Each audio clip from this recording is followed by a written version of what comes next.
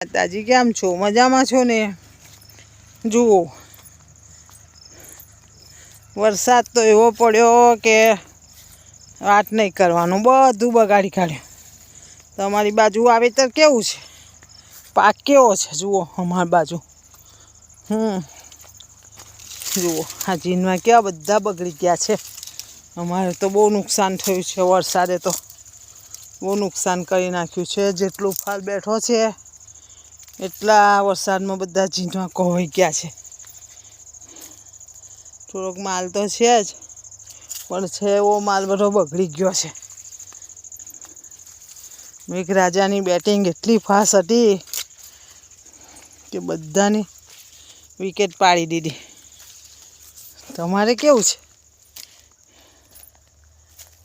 હવે સરકાર સહાય આપે તો સારું છે, થોડી નકર ખેડૂતોનું તો બધું જીવન ખેતીમાં જ હોય છે.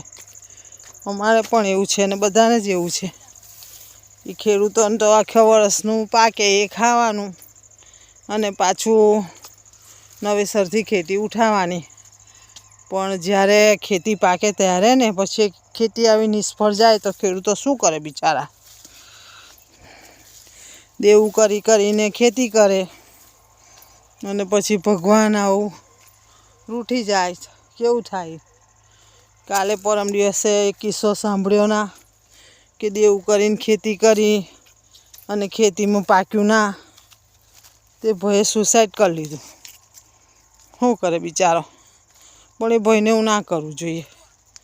પરિવારને કેવું થતું હશે બિચારાના ઘરના નાના છોકરા હશે.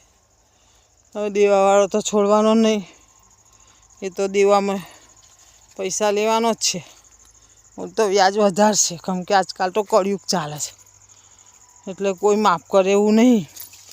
સરકાર કંઈ બિચારાના પરિવાર સામું જોઈએ તો સારું, અને અમારી બાજુ જોઈએ તો એ સારું.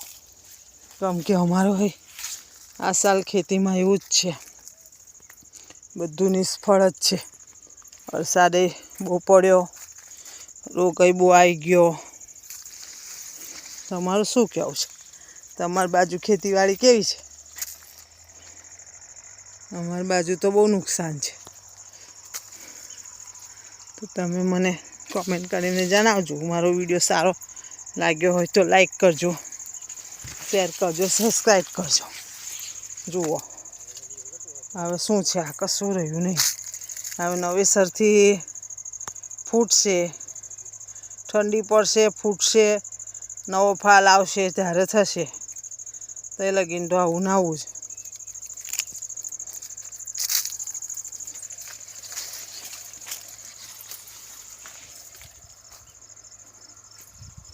જય માતાજી. આવજો.